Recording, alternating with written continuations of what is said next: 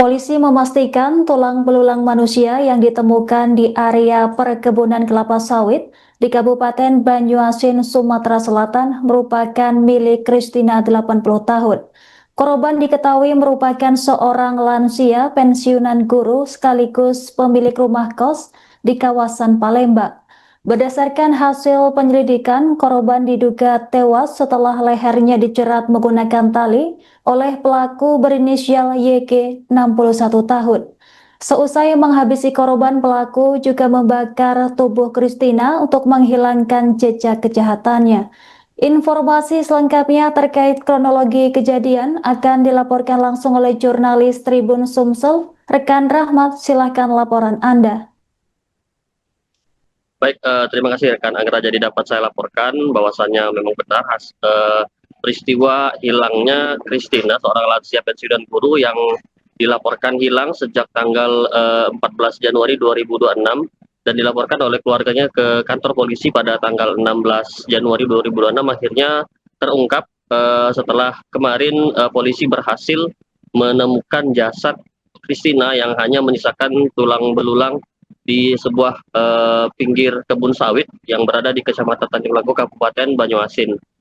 Di lokasi penemuan jasad korban ditemukan hanya tertinggal tulang belulang dengan posisi terlentang dan kaki menyilang. Terus di jasad korban ditemukan juga ada jam tangan dan juga Alkitab yang ada di sebelahnya. Kemudian setelah dari situ jenazah korban dievakuasi dan dibawa ke Rumah Sakit Bayangkara, dan berdasarkan hasil pemeriksaan forensik dan juga DVI dari Polda Sumsel menyatakan kalau memang benar pada salah satu organ yang ada pada jasad tersebut yakni adalah milik Christina, terutama itu ada pada gigi dan juga jam tangan, karena berdasarkan dari keterangan cucu korban bahwasanya jam tangan tersebut adalah pemberiannya sebelumnya, seperti itu. Baik, rekan Rahmat, kemudian berdasarkan hasil penyelidikan, apa motif utama para pelaku nekat menghabisi nyawa korban? Ya, dari hasil ungkap kasus ini, polisi telah mengamankan 3 orang pelaku, yakni YG, JI, dan juga SW. YG ini adalah pelaku utama yang membunuh dan juga merampas kendaraan korban. Pada saat kejadian itu, YG mengaku kalau motifnya itu karena himpitan ekonomi, karena pada saat itu ia butuh uang untuk berangkat ke Jakarta. Dan juga YG ini diduga menjadi korban penipuan oleh pelaku JI. JI ini diduga mengaku bisa menggandakan uang dengan YG. Jadi YG setelah mendapatkan barang-barang curian dan juga hasil curian dari korban itu diserahkannya kepada JI. Dan untuk SW itu membantu YG, perannya membantu YG untuk menjual mobil korban, karena mobil korban diambil lagi pada saat hilangnya korban, seperti itu. Baik, rekan Rahmat, kemudian bagaimana proses penangkapan para pelaku? Apakah terdapat perlawanan? Ya, pelaku ini ditangkap terpisah. Pertama-tama tim Subkejahatan Ras Polda Sumsel menangkap JI terlebih dahulu, di mana JI ini ditangkap di kediamannya di kawasan Kecamatan Kenten Laut, Kabupaten Banyuasin, setelah berdasarkan hasil penyelidikan dan juga rekaman CCTV. Dan dari situ polisi mengamankan sebuah handphone milik korban dan juga uang senilai 4,2 juta yang diterima JI dari YG. Sementara dari hasil pengembangan kemudian polisi mengamankan SW yang turut membantu YG menjual mobil korban. Dan setelah dikembangkan lagi, polisi mencari keberadaan YG, sang pelaku utama, di mana YG ini tahu kalau sedang dicari oleh polisi. Pada saat akan ditangkap, dia ada di Lampung, namun begitu tahu dicari oleh pihak kepolisian, YG ini berangkat ke wilayah Tulungagung, tepatnya di Jawa Timur. Dan di sana tim gabungan Polres Tulungagung dan juga Resmob Mabes Polri berhasil mengamankan YG di sana dan kemudian dijemput oleh Jatanras Polda Sumsel dan dibawa ke Palembang seperti itu. Baik, rekan Rahmat, kemudian bagaimana peran para tersangka, termasuk adik pelaku dan penadah mobil dalam rangkaian kejahatan ini? Ya, untuk peran dari para tersangka, terutama dimulai dari YG, dia ini pada saat hilangnya korban, dia sempat chat WA pesan kalau minta tolong diantar oleh korban ke tempat temannya di kawasan Sukabangun.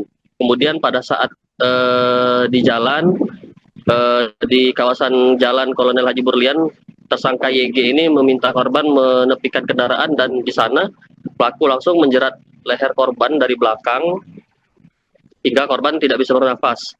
Dan dari situ korban langsung membawa jasad korban ke kawasan Kecamatan Tanjung Lago dan membakarnya menggunakan bensin dan juga korek api.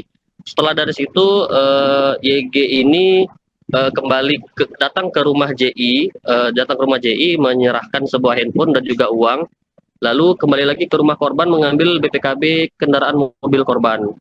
Dan pada malam harinya YG mendatangi rumah adiknya yaitu SW untuk mencarikan orang yang mau membeli mobil yang hasil curian tersebut. Dan uang hasil penjualan mobil curian itu dijual seharga 53 juta pada seorang saksi yang bernama Apriyadi. Jadi untuk masing-masing dari peran pelaku ini, YG adalah tersangka utama pembunuhan, JI ini penadah dan juga penerima uang dari YG, serta untuk SW adalah itu YG mencari pembeli mobil seperti itu. Baik, rekan Rahmat, kemudian bagaimana langkah selanjutnya yang dilakukan kepolisian terkait insiden ini? Apakah apa pasal yang dikenakan kepada para tersangka? Ya, dari hasil penyelidikan dan juga keterangan tersangka, polisi menerapkan bahwa kasus ini adalah termasuk kasus pembunuhan berencana dan akan diterapkan dengan pasal berlapis karena selain pembunuhan berencana juga ada pencurian disertai dengan kekerasan. Dan ancaman hukuman pidananya itu hukuman mati. Sedangkan untuk penadah juga dikenakan pasal penadahan seperti itu. Baik, rekan Rahmat, terima kasih atas laporan Anda. Selamat bertugas kembali. Kita mendapatkan hilangnya salah satu dari keluarganya, ya, bernama Ibu Dr. Kristina. Perlu kami sampaikan fakta-fakta yang bisa diungkap dari hasil penyelidikan teman-teman dari Ditkrimum Polda Sumatera Selatan yang bekerja sama dengan Resmo Bareskrim beserta dengan Polres Tulungagung. Rekan-rekan sekalian, yang pertama, korban bernama Kristina. Beliau berumur 80 tahun, ya, dengan alamat di Jalan Tribrata. Beliau pergi sendirian dari rumah pada hari Rabu tanggal 14 Januari 2026 sekitar jam 4.00 WIB.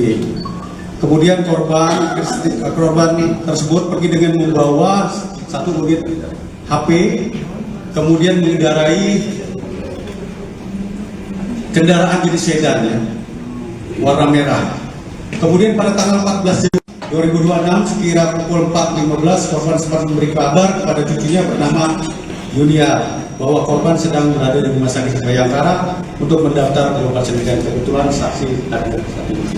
Kemudian pada tanggal 15 Januari 2026 saksi menghubungi nomor HP korban namun tidak bisa, sehingga saksi bersama suaminya mendatangi tempat tinggal korban di Jalan Tribarata, Kelurahan Pahlawan, Palembang, dan mendapati bahwa rumah korban terkunci dan dikonfirmasi kepada warga sekitar bahwa korban pergi dengan seorang laki-laki yang tidak dikenal, sehingga rumah korban tersebut kemudian dipaksa dibuka karena ingin mengetahui keberadaan korban. Namun setelah terbuka pintunya tidak ada barang yang di dalam. Di dalam rumah tidak ada barang hilang, namun korban pun tersebut tidak ada. Kemudian pada tanggal 16 Januari 2026 cucu korban bernama Yulita Damayati membuat laporan orang hilang ke Polda Sumatera Selatan. Setelah melaporkan keluarganya yang hilang, mendapatkan informasi tersebut dari teman-teman Ditreskrimum Polda Sumatera Selatan dalam ini Jakarta Utara, pada tanggal 18 Januari 2026 melakukan penyelidikan ya, berdasarkan scientific crime ya, kemudian menggunakan olah TKP dan teknologi, kemudian berhasil mengamankan seorang lelaki bernama Jody Iskandar yang diketahui telah menggunakan HP korban Kristina, di mana HP tersebut didapat dari saudara Yunas alias Anas yang merupakan warga Jalan Tribrata belakang SPBU Kelurahan Pahlawan, dan ketika datang ke rumah saudara Jody Iskandar benar menggunakan mobil warna merah yang diduga milik korban. Kemudian tanggal 19 Januari 2026 cucu korban bernama Yuliar Nur Hamidah membuat laporan polisi di Polda Sumsel perkara pencurian dengan kekerasan. Dan tanggal 20 Januari 2006 satu unit mobil sedan ya warna merah berikut surat lengkap diamankan dari saksi. Jauh-jauh siapa? Firman kamu? DPRD di sana. Iya Firman kamu. Paling itu juga. Iya. DPRD tapi dia. Polisi mengungkap motif pembunuhan sadis yang dilakukan YG 61 tahun terhadap Kristina 80 tahun, lansia pemilik kos sekaligus pensiunan guru di wilayah Palembang. Korban diketahui dijerat di dalam mobil sebelum jasadnya dibakar dan dibuang di pinggir kebun sawit wilayah Banyuasin, Sumatera Selatan. Adapun motif utama pembunuhan tersebut adalah terkait dengan faktor ekonomi. Pelaku nekat melakukan aksi kejahatan lantaran membutuhkan uang untuk berangkat ke Jakarta. Sebagian uang hasil penjualan mobil diketahui digunakan untuk memenuhi rencana tersebut. Kabar ini dikonfirmasi oleh Ditreskrimum Polda Sumsel Kombes Pol Johannes pada Rabu 28 Januari.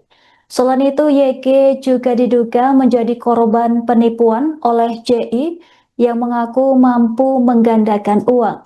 Akibatnya, uang hasil kejahatan tersebut, termasuk handphone dan payung milik korban, diserahkan kepada JI. Setelah membunuh korban, YG menjual mobil Kristina kepada seorang saksi bernama Apriyadi dengan bantuan adiknya berinisial SW. Pelaku kemudian melarikan diri ke Tulungagung sebelum akhirnya ditangkap tim gabungan Satreskrim Polres Tulungagung dan Resmob Mabes Polri.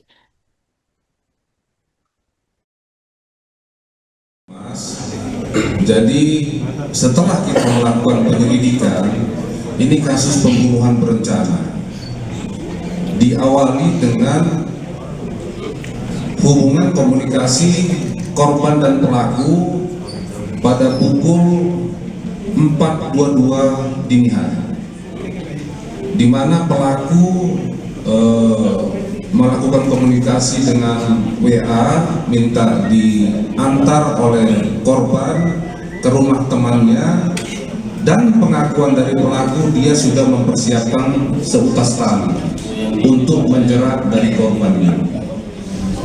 Di dalam mobil, ketika sampai di TKP pembunuhan, si pelaku meminta mobil dihentikan karena sudah sampai di rumah teman dari pelaku. Setelah mobil dihentikan dan dimatikan, langsung dijerat pakai tali korban ini. Motifnya adalah motif ekonomi, di mana mobil yang diambil oleh pelaku dijual kepada salah satu saksi seharga 53 juta dan sudah kita sita uangnya. Demikian, Mas. Jadi download Tribun X sekarang, menghadirkan lokal menjadi Indonesia.